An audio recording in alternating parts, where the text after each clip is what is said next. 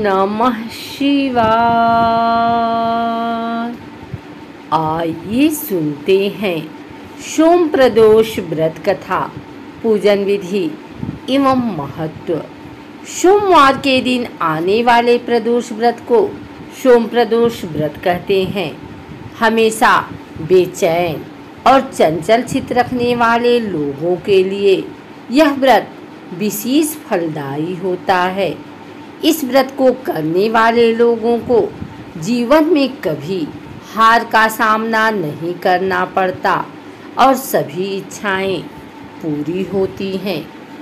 आप भी जानें इस सोम प्रदोष व्रत का महत्व और इसे करने की यह विधि। शास्त्रों में प्रदोष व्रत का खास महत्व बताया गया है और इस दिन व्रत करने के कई लाभ बताए गए हैं। सोमवार के दिन आने वाला प्रदोष सभी मनोकामनाएं पूर्ण करता है। इसी तरह रविवार को आने वाला प्रदोष व्रत निरोग रखता है। वहीं जब प्रदोष मंगलवार को आता है तो वह रोगों से मुक्ति दिलाता है और जातक को सेहतमंद रखता है। बुधवार को आने वाला प्रदोष कामनाओं को सिद्ध करता है। गुरुवार के दिन जब प्रदोष व्रत आता है तो शत्रुओं का नाश करता है।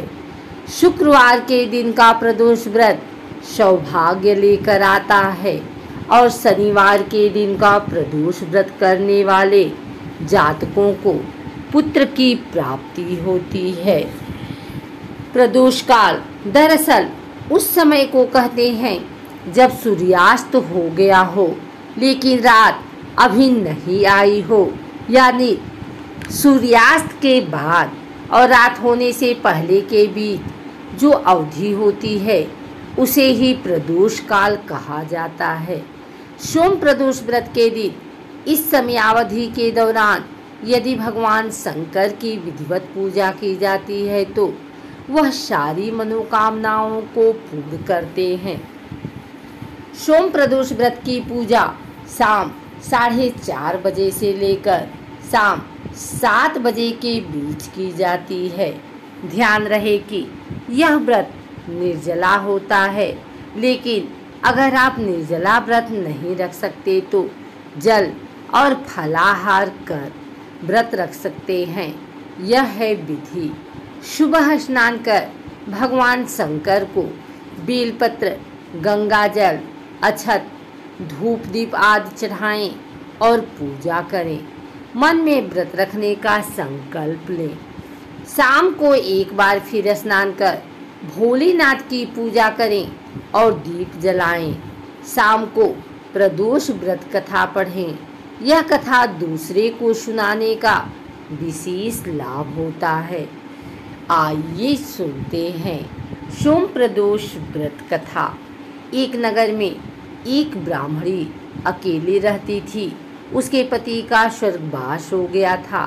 पति के जाने के बाद उसका कोई सहारा नहीं बचा, इसलिए सुबह सुबह वह अपने पुत्र के साथ भीख मांगने निकल पड़ती। भिक्षाटन से जो कुछ मिलता था उससे वह अपना और अपने पुत्र का पेट पालती थी। ब्राह्मणी नियम पूर्वक प्रदोष व्रत करती थी। एक दिन ब्राह्मणी अपने पुत्र के साथ जब घर लौट रही थी तो रास्ते में उसे एक लड़का घायल अवस्था में रास्ते पर गिरा पिला। ब्राह्मणी को दया आ गई और वह उसे अपने घर ले आई।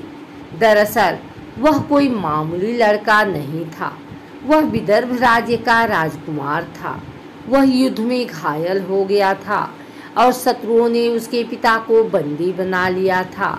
शत्रुओं के हाथों हारने के बाद वह यहाँ वहाँ मारा मारा फिर रहा था। वह ब्राह्मणी के घर में ही रहने लगा। राजकुमार बेहद खूबसूरत और आकर्षक था।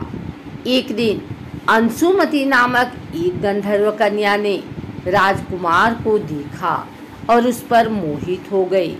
अगले दिन अंशुमति अपने माता पिता को राजकुमार से मिलाने लाई। उन्हें भी राजकुमार भाग गया। कुछ दिनों बाद अंशुमति के माता पिता को शंकर भगवान ने स्वप्न में आदेश दिया कि राजकुमार और अंशुमति का विवाह कर दिया जाए। उन्होंने वैसा ही किया। ब्राह्मणी प्रदोष व्रत करती थी और उसके व्रत के प्रभाव से ही राजकुमार को गंधर्व की राजकुमारी अंशुमति मिली। गंधर्वराज की सेना की सहायता से राजकुमार ने विदर्भ से शत्रुओं को खदेड़ दिया और पिता के राज्य को पुनः प्राप्त कर आनंद पूर्वक रहने लगा। राजकुमार ने ब्राह्मण पुत्र को अपना प्रधानमंत्री बनाया। ब्राह्मणी के प्रदोष के महात्म्य से जैसे राजकुमार और ब्राह्मण पुत्र के दिन फिरे, वैसे ही शंकर भगवान अपने दूसरे भक्तों के दिन फिरते हैं। त्रयोदशी तिथि की व्रत की पूजा प्रदोष काल में की जाती है, इसलिए इसे प्रदोष व्रत कहा जाता है। इस दिन विधिवत भगवान शिव की पूजा अर्चना करने से भोग और मोक्ष की प्राप्ति होती है।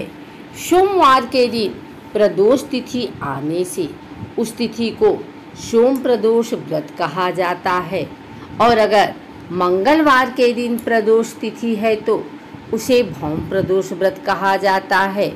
मान्यता है कि संतान प्राप्ति और मनोकामनाओं की पूर्ति के लिए सोम प्रदोष तिथि का व्रत करना चाहिए।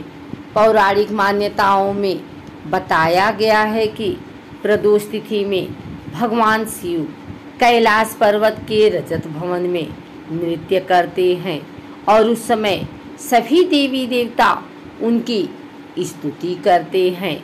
सोम प्रदोष व्रत की पूजा से कुंडली में चंद्रमा समेत भी सभी ग्रह नक्षत्र शुभ प्रभाव देते हैं और इस व्रत के शुभ प्रभाव से सभी तरह की अड़चन दूर होती है और मृत्यु के बाद मोक्ष की प्राप्ति होती है। धार्मिक मान्यता है कि सोम प्रदोष व्रत की कथा सुनने मात्र से गौदान के बराबर पुण्य फल मिलता है।